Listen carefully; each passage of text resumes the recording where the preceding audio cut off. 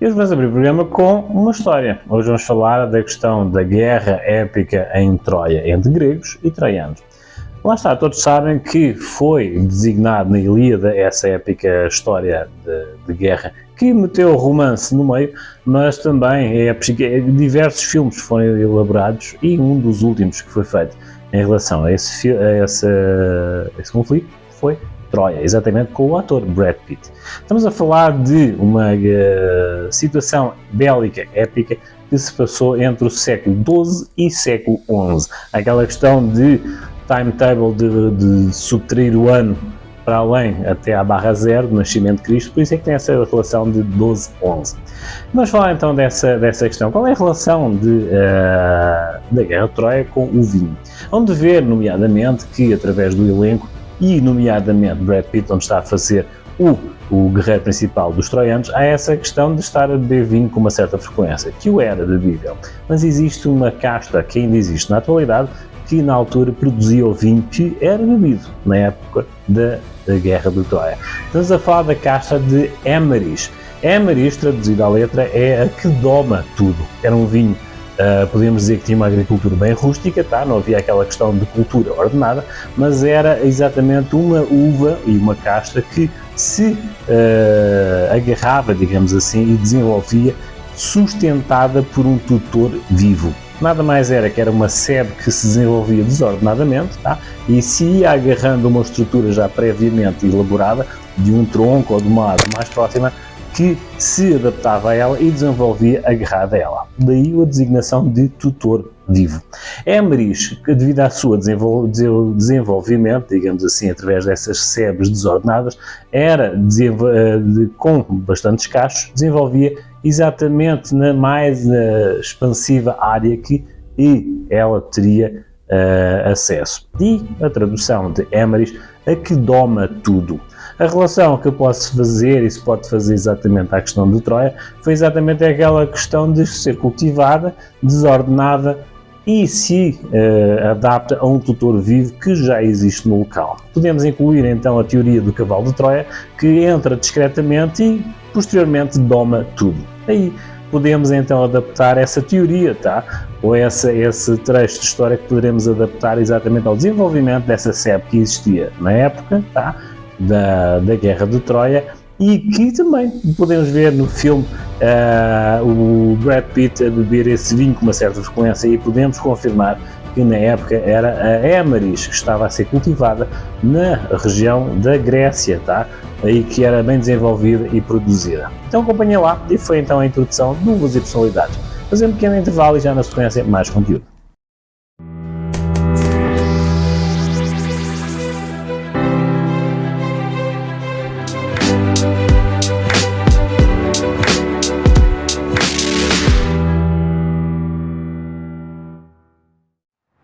Fala pessoal do programa Uvas e Personalidades, tudo bem? Quem está falando é Juliano Proves, piloto profissional de kart. E se lembra que no último episódio falei para vocês que a gente estava com uma novidade, então eu vim aqui apresentar a novidade para vocês, cheirem mais. Então, com o apoio da Copel, do ProSport e da Secretaria aqui do Governo do Estado do Paraná, a gente conseguiu fechar um patrocínio com a Copel, que será o nosso patrocinador master aqui na temporada de 2025. Quando que a gente vai disputar o Campeonato Metropolitano, a Copa Beto Carreiro e o Brasileiro de Kart, que vai ser lá em Penha.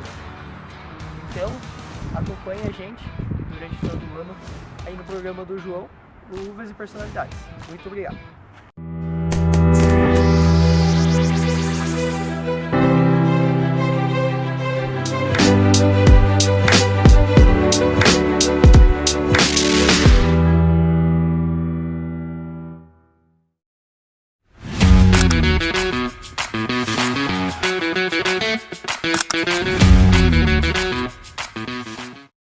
Social Media をご視覧ください。テレビステーションオンラインジャパン。そして私たちのちゃん一重引用船るの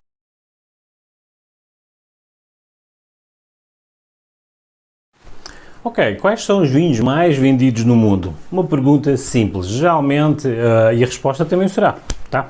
Geralmente uma das questões que o marketing faz a nível mundial é exatamente ter a comparação e a referência de alguém famoso ou da referência de uma premiação de uma determinada vinícola. Então nós estamos a falar exatamente com a relação direta do marketing. A estrutura de marketing nas vinícolas e na estrutura do comércio do próprio vinho faz muitas vezes a referência a alguém famoso ou em relação a uma premiação de um determinado vinho feito em sequência em vários países. Há a questão das avaliações às cegas, o que de alguma forma tem todo aquele mistério e aquela parte técnica de demonstração e de avaliação que muitas vezes não é coincidência, mas sim a questão de referência e qualidade do produto perante a degustação de técnicos, de enólogos e muitas vezes de sommelier que fazem essas avaliações às cegas, ou seja, sem verem exatamente o rótulo, seguindo somente as mestrias de determinadas referências que eles dão exatamente para quais os vinhos a avaliar em determinado ano ou de determinado ano ou região. Portanto, nessa sequência verão que essa informação será sempre atualizada perante qual o melhor vinho ou os vinhos mais vendidos no mundo perante essas referências. Tem amigos ou algum amigo com dúvidas sobre estas questões, inscrevam-se lá no meu canal e vejam estas e outras situações para quebrar tabus sobre o mundo do vinho. Venham daí.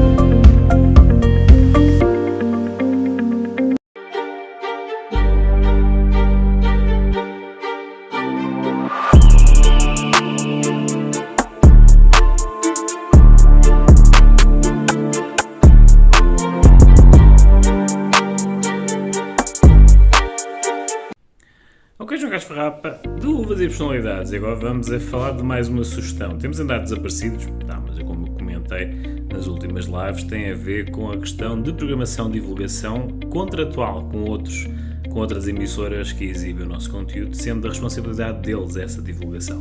Nesse sentido, temos estado um pouco mais discretos porque existem particularidades contratuais com essas TVs streaming que eles próprios é que têm contratualmente essa divulgação de imagem. Portanto, mas nós aqui estamos com espaço de liberdade para falar do UpTV, da UpTV Streaming também, do Uvas e Personalidades e das nossas sugestões. Na minha taça, hoje, como costuma dizer um amigo nosso, existe então uma particularidade do que nós estamos a provar. Provámos então e estamos a degustar ao longo desta semana um vinho da África do Sul, Diamonds and Pearls, tá? A Diamonds and Pearls então apresenta duas uvas muito distintas e muito interessantes que vêm diretamente da França, mas devido ao seu terroir quente e costeiro ali da África do Sul, apresenta-nos a Roussanne, tá? E a Chenin Blanc. Diamonds and Pearls é um rótulo exatamente da família Babylon's Peak, tá? Ali da região costeira da África do Sul, onde nos apresenta estas duas uvas brancas. Bem, uma grande frescura, bem fresco então o vinho que se está a tomar e de fácil degustação, uma harmonização com finger foods, tá? É um vinho bem aromático, mas experimentámos também com pizza, uma pizza bem elaborada, mas com conteúdo ou ingredientes bem leves, com queijos, com uma digamos, um chouriço ou um salami não tão temperado e com palmito, resultou numa harmonização perfeita e um casamento muito interessante. E lá está, através deste rótulo que vos apresento aqui, estamos então a falar de duas uvas desconhecidas para vocês, mas francesas, que estão a ser cultivadas com todo o seu porte e característica bem interessante, a Roussanne e a Chenin Blanc. Então é assim, foi mais uma sugestão e uma particularidade de um testemunho a título particular daquilo que estamos a consumir de momento e a divulgar também o que de bom e melhor temos aqui, semelhantes aos vinhos brasileiros, mas de acesso e um vinho de bolso, como eu costumo dizer, bem fresco e mesmo com frio, lá está, eu estou aqui de uma forma, de uma indumentária bem descontraída, tá? Mas a apresentar o que nós temos então na garrafa e na taça esta semana. Então temos então Diamonds and Pearls da Babylon's Peak, África do Sul, com duas uvas distintas francesas, mas lá está, cultivadas na África do Sul. Até uma próxima sugestão. Tchau, tchau.